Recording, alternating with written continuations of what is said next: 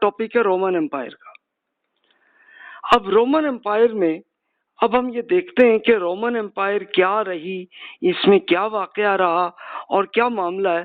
تو اس میں ایک یہ امپورٹنٹ واقعہ یہ ہے کہ اس میں حضرت عیسیٰ علیہ السلام کی دعوت یہ رومن امپائر میں چلی. رومن امپائر کا یہ جو بیک گراؤنڈ تھوڑا سا یہ عرض کر لوں کہ یہ اراؤنڈ 250 بی سی میں یہ بنی تھی اور 1453 تک عیسوی کیلنڈر تک یہ یعنی ٹوٹل آپ اس کو کر لیجئے تو اراؤنڈ 1700 کلومیٹر یہ بنتے ہیں، 1700 ایئرس اتنے بنتے ہیں. تو اتنا لمبا عرصہ اس کا رہا ہے. اٹلی کی حکومت تو 700 بی سی میں بنی تھی اور اسی کے ساتھ یونان یا گریس کا ایریا تھا. تو انہوں نے بہت بڑا ایریا یہ ایجپٹ سے لے کے اور پاکستان کے ایریا تک کو انہوں نے فتح کیا تھا، لیکن خود اس کے بعد یہ آپس میں لڑنے جھگڑنے لگے اور اس کے بعد تو یہ ہوا کہ یہ خود اٹلی نے ان کو کنٹرول کر لیا. تو اب یہ 250 بی سی کا زمانہ تھا. اب یہ بڑے اہم واقعات جو بڑے بڑے ہیں اس کے میں وہی عرض کر رہا ہوں، یہ جسٹ ایک اوور ویو ہے کیونکہ ہمارا فوکس تو چونکہ دین کی دعوت کا ہے تو ہم حضرت عیسیٰ علیہ السلام پہ ہم زیادہ فوکس کریں گے. اچھا، پھر آپ یہ دیکھیے کہ فلسطین میں رومن امپائر کا حصہ یہ یہاں تک آتے آتے پورا فلسطین بھی انہوں نے فتح کر لیا. یہ اراؤنڈ 250 بی سی کا زمانہ تھا. اس میں پھر یہ ہوا کہ انہوں نے اٹلی جو اس وقت رومن امپائر تھی، روم اس کا دارالحکومت تھا، تو انہوں نے اتنا کر لیا کہ چلو فلسطین کے اندر ایک حکومت یہودیوں کو اجازت دی کہ چلو جی تم کرو، لیکن یہ اٹلی کے انڈر ہی رہی، رومن امپائر کے انڈر رہی. اور اسی کے دوران حضرت عیسیٰ علیہ السلام اس دنیا میں آئے. تو اب یہ ہسٹری میں ہمیں یہ پتہ چلتا ہے کہ آپ اراؤنڈ 5 بی سی کے زمانے میں آپ پیدا ہوئے اور پھر آپ کی عمر کوئی زیادہ نہیں رہی، اراؤنڈ 35 ایئرز ہی رہی. اور پھر 30 سی یعنی یہ عیسوی کیلنڈر آپ کے بچپن میں سے شروع ہوا اور پھر چلتے چلتے 30 سی ای میں آپ اس دنیا میں اللہ تعالیٰ کے حضور چلے گئے. تو اب اسی کی ہسٹری ہم پڑھنے لگے ہیں. اچھا، اس کے بعد پھر کیا ہوا کہ حواری جو حضرت عیسیٰ علیہ السلام کے بڑے مخلص صحابہ تھے، تو انہوں نے حضرت عیسیٰ علیہ السلام نے انہیں کہا تھا کہ کیا آپ اللہ کے معاملے میں آپ میری مدد کریں گے؟ تو سب نے کہا کہ جی جناب ہم ضرور حاضر ہیں. تو آپ نے فرمایا کہ آپ کی یہ دعوت آپ پوری رومن امپائر میں پھیلائیں. تو انہوں نے کی. پھر اس کے بعد اگلی نسلوں میں یہ دعوت پھیلتی چلی گئی اور 330 عیسوی کیلنڈر جو آج کل کا کیلنڈر ہے، اسی کے لحاظ سے خود رومن امپائر کے بہت بڑے بادشاہ جس کو کانسٹنٹین کہتے ہیں، تو اس بادشاہ حضرت عیسیٰ علیہ السلام پہ ایمان لائے تھے. اور پھر اس کے بعد تو یہ رزلٹ ہوا کہ پوری رومن امپائر کی میجورٹی وہ ایمان لے آئی اور اس کے بعد آلموسٹ سارے لوگ ہی وہ عیسوی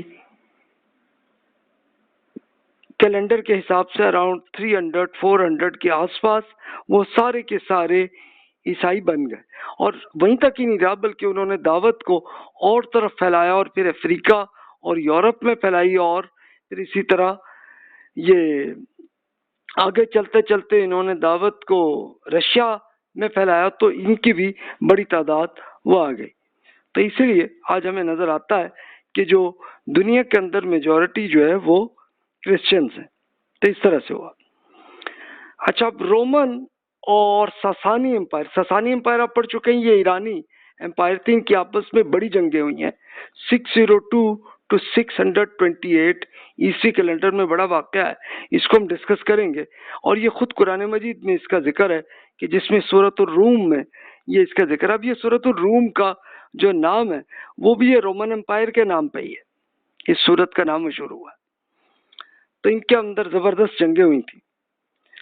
اس کے بعد رومن اور ساسانی امپائر کی یہ صحابہ کرام رضی اللہ عنہم سے जंगें हुई हैं 634 to 651 ईसी कैलेंडर में, और ये दोनों सुपर पावर्स सरेंडर हो गई और रसूलुल्लाह सल्लल्लाहु अलैहि वसल्लम के सहाबा कराम रदियल्लाहु अन्हुम की हुकूमत आप खुद इमेजिन कर लें कि ये ताजिकिस्तान से लेके और चलते चलते मराकश तक इनकी दावत पहुंच गई थी। अच्छा, रोमन एम्पायर थोड़े से हिस्से में इटली के अंदर ही बस रही, लेकिन फिर उसके बाद 457 में भी वो खत्म हो गई। लेकिन जाहिर है कि हमारा इस वक्त फोकस पूरी रोमन एम्पायर की हिस्ट्री का नहीं है, बल्कि हमारी हिस्ट्री का फोकस वो हजरत ईसा अलैहिस्सलाम की दावत का। तो इस पे तो ये तो ज़िमनी तौर पर मैंने सहाबा कराम रज़ियल्लाहु अन्हुम का भी जिक्र कर दिया, लेकिन उसकी हिस्ट्री हम अगले लेक्चर्स में हम आएंगे कि मोहम्मद रसूलुल्लाह सल्लल्लाहु अलैहि वसल्लम की दावत और फिर आपके सहाबा कराम रज़ियल्लाहु अन्हुम की दावत कैसे फैलती चली गई। ये हमारे बहुत अगले लेक्चर्स वो आएंगे। इस वक्त तो हम हजरत ईसा अलैहिस्सलाम की दावत पे हमारा फोकस है।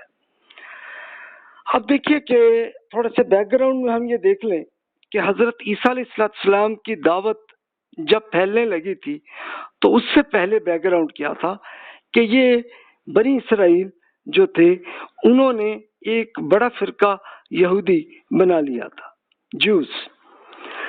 लेकिन उससे पहले क्या हो चुका था कि हजरत दाऊद और सुलेमान अलैहिस्सलाम की जो सुपर पावर्स बन चुकी थी 1040 टू 130 बीसी के जमाने में, कि ये दोनों दुनिया के सबसे बड़ी सुपर पावर थे और ये दोनों अल्लाह के नबी थे, और वहां से बहुत अच्छे तरीके से इन्होंने अल्लाह ताला के दीन को और दुनिया में फैला दिया था।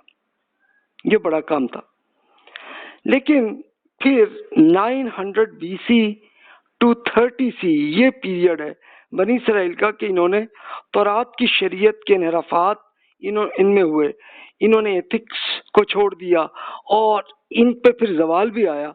तो ये आप पढ़ चुके हैं पहले कि अल्लाह ताला ने एक ये हजरत इब्राहीम अलैहिस्सलाम की जो उम्मत थी उनके लिए ये रखा हुआ था कि अभी आप अगर इस दुनिया में नेकी पर रहेंगे और दीन की दावत को फैलाएंगे तो आपको दुनिया की शानदार अजर आपको मिलेगा कि आप सुपर पावर बनेंगे, और जब नहीं करेंगे, इनहराफात करेंगे, तो आपको इसी दुनिया में जूते पड़ेंगे।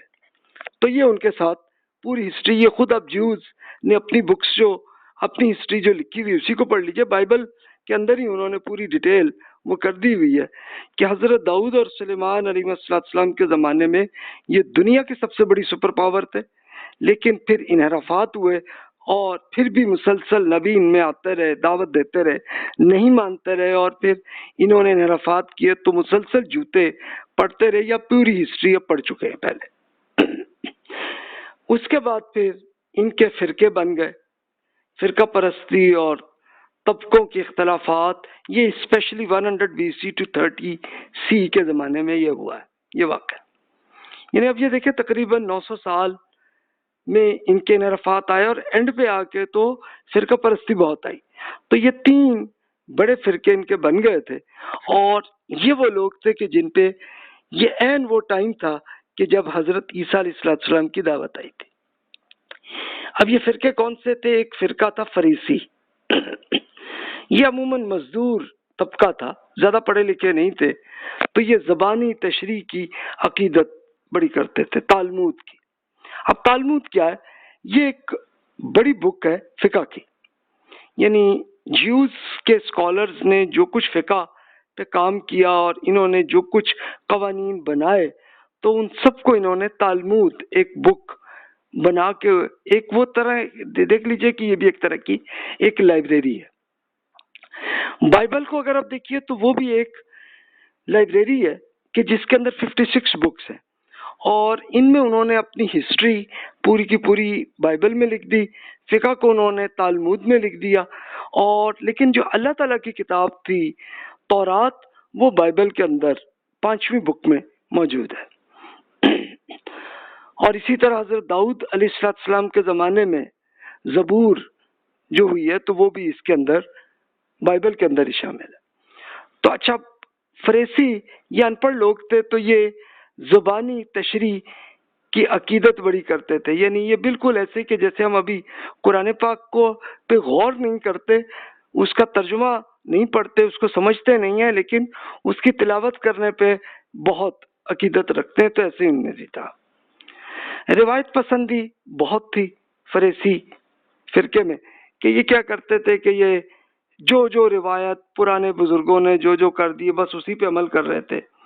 آخرت پر ایمان رکھتے تھے، جزا و سزا کو مانتے تھے، فرشتوں پہ بھی ایمان رکھتے تھے اور جنات کو بھی مانتے تھے. شریعت کے مقصد کو چھوڑنا اور ظاہر پرستی میں آ گئی تھی. یعنی شریعت کے جو احکامات آئے ہوئے تو اس کو بھی ہم آگے چل کے ابھی دیکھیں گے کہ حضرت عیسیٰ علیہ السلام نے جو ارشادات فرمائے تو انہی میں آپ بہت ڈیٹیل سے آپ دیکھیں گے کہ کیسے یعنی شریعت کے ایک ظاہر پرستی تو وہ کر رہے تھے. یعنی اس کے ایک بڑی سمپل اگزامپل یہ تھی کہ مثلا اگر زکوٰۃ کا حکم ہے تو زکوٰۃ کی بڑی کیلکولیشن بڑی کر لیتے تھے، لیکن جو اصل شریعت کے اہم احکامات ہیں اس کو اگنور کرتے تھے. مثلا کرپشن کر لیتے تھے. تو اس طرح کے معاملات تھے، اس کو جائز سمجھتے تھے لیکن شریعت پہ صحیح طرح کرتے تھے. یہ بالکل ایسے ہی کہ جیسے ہمارے یہاں ہے کہ لوگ ہو سکتا ہے کہ روزہ رکھتے ہوں، عمرہ بھی کرتے ہوں، لیکن کرپشن کرتے ہوں. تو اس طرح کے لوگ تھے. یعنی اس کو پلیٹ صاف کرنا لیکن حرام کھانا، یہ حضرت عیسیٰ علیہ السلام کا ہی ارشاد ہے بائبل میں کہ انہوں نے کہا کہ بھی آپ لوگ پلیٹ کو بہت صاف کرتے ہو لیکن اس پہ غور نہیں کرتے جو کھا رہے ہو وہ حرام ہے. یعنی اس طرح کی حالت تھی کہ وہ انہوں نے کس طرح سے چوری کے ذریعے، کرپشن کے ذریعے جو کچھ کمایا وہ بڑے کھا رہے ہیں لیکن پلیٹ کو بڑا صاف کر رہے ہیں. اس طرح کی حالت تھی. تو ایک تو یہ معاملہ تھا. اچھا، دوسرا فرقہ تھا صدوقی، ایک فرقہ تھا. تو یہ حکمران اور دولت مند طبقہ تھا. یہ بالکل ایسے ہی کہہ لیں کہ جیسے بیوروکریٹس تھے اور اس کے ساتھ ساتھ بہت بڑے بزنس کے بہت بڑے کچھ اس کو یہ چلا رہے تھے اور بڑے امیر لوگ تھے. تو یہ صرف تورات کی عقیدت کرتے تھے لیکن تورات پر غور نہیں کرتے تھے کہ اس کے احکامات کیا ہیں، اس سے عمل کیا کریں. منکر حدیث بھی نہیں کہتے ہیں کہ یہ تالمود کی عقیدت نہیں کرتے تھے کہ یہ پرانے فقہا نے جو کہہ دیا بس ٹھیک ہے، ختم بات جی، ہمارا کیا لینا دینا. تو اس لیے ان کو منکر حدیث کہا جاتا ہے کیونکہ تالمود کے اندر کئی انبیاء کرام علیہ السلام کی جو ارشادات تھے وہ بھی تالمود کے اندر ہے، اس طرح بائبل کے اندر بھی ہیں. تو اس کو زیادہ کوئی خیال صدوقی نہیں کرتے تھے. اچھا، آپ کہیں یہ کوئی میں نے ان کی کچھ برائیاں میں نے بیان کی ہیں، تو یہ اصل میں نے ایجاد نہیں کی بلکہ یہ خود آپ جیوز نے اپنی ہسٹریز جو لکھی ہیں میری بک میں، آپ ان کے لنکس دیکھ لیں تو آپ خود لے کے انہی کی بکس میں پڑھ لیں تو وہ اپنی ڈیٹیل وہ بیان کرتے ہیں. اچھا، ہیلینزم کے اثرات. ہیلینزم کیا ہے یہ آپ پہلے پڑھ چکے کہ گریس کے اندر یہ جو فلسفہ تھا وہاں کے یہ جو اثرات تھے ارسطو اور اس طرح کے اور فلسفیوں کے، تو ان کو ہیلینزم کہتے ہیں. تو وہاں کے بڑے اثرات تھے اور اس سے بڑی امپورٹنٹ سمجھتے تھے. ماڈرنسٹ تھے یہ لوگ کہ اس زمانے میں جتنے ماڈرن یہ اس لحاظ سے تھے کہ اب ان کے لیے ایک بڑا نئی سائنس اور ٹیکنالوجی ان کے لحاظ سے تھی جو فلسفے میں تھی تو اس پہ بڑا خیال کرتے تھے. اور لیکن تعویل کی غلطی یہ تھی ان کے یہاں کہ یہ تعویل کی غلطی کیا تھی کہ یعنی تورات کے جو احکامات ہیں اس کا مطلب کچھ اور سمجھتے تھے. اس کی ایک آپ کو ابھی بھی ایگزامپل ملے گی کہ جیسے تورات کے اندر یہ حکم آیا کہ بھی سود حرام ہے، انٹرسٹ حرام ہے، آپ کے ابھی بھی ہے، آپ پڑھ سکتے ہیں. اچھا، اس کے ساتھ انہوں نے تھوڑا سا تعویل کا مطلب یہ انہوں نے بنایا کہ جیسے اس میں کہا کہ بھائی اپنے بھائیوں سے تم سود نہ لینا، تو انہوں نے اس کا مطلب لیا کہ بنی اسرائیل سے سود نہیں لینا، باقی سب سے لے لو. انہوں نے مطلب یہ لیا. تو اس طرح کے پھر یہ انٹرسٹ بھی کمانے لگے اور یہ ایک ماڈرنسٹ تھے اپنے زمانے کے. رومن امپائر کی سیاسی معاملات کو یہ چلا رہے تھے اس لیے کہ رومن امپائر نے ان کو اجازت دی تھی چلو بھی تم یہاں پہ اس طرح سے حکومت چلاؤ لیکن رومن امپائر کے انڈر رہ کے رہو.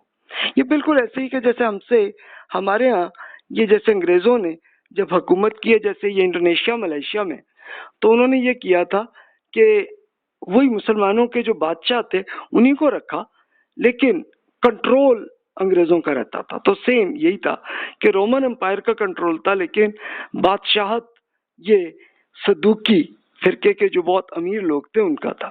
اچھا اب آپ ان کی پکچر اگر آپ دیکھیں گے صدوقیوں کی اور فریسی کی، تو ویسے ہی لوگ ہمارے ہاں بھی ملیں گے. آپ کو مسلمانوں کے اندر بھی کچھ ایسے لوگ ملیں گے بڑے ماڈرنسٹ، حدیث کا زیادہ خیال نہیں کرتے. اسی طرح شریعت کے جو احکامات ہیں اس میں سے کچھ تعویل کی کچھ چینجز کر کے تو اپنی مطلب کے لیے کر لیتے ہیں. تو یہ اس طرح کی آپ کو چیزیں ملیں گی. ایک تیسرا فرقہ بھی تھا جیوز کے اندر، اس کو ایسینی فرقہ کہتے ہیں.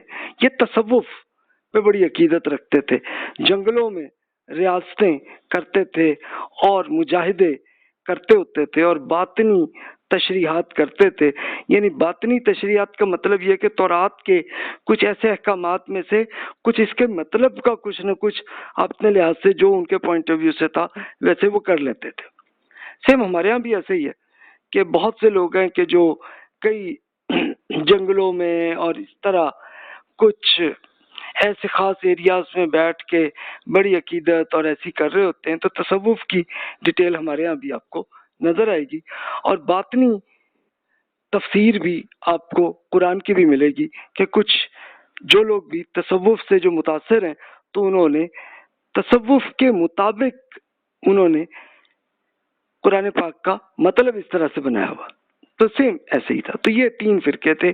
تو ان تین فرقوں میں حضرت عیسیٰ علیہ السلام اس دنیا میں، اب ہم حضرت عیسیٰ علیہ السلام کی بات کرتے ہیں، اس کے لیے ہم قرآن مجید سے ہی ہم سٹارٹ کرتے ہیں کہ آپ نے، بلکہ اس سے پہلے حضرت یحییٰ علیہ السلام کی ہم بات کرتے ہیں.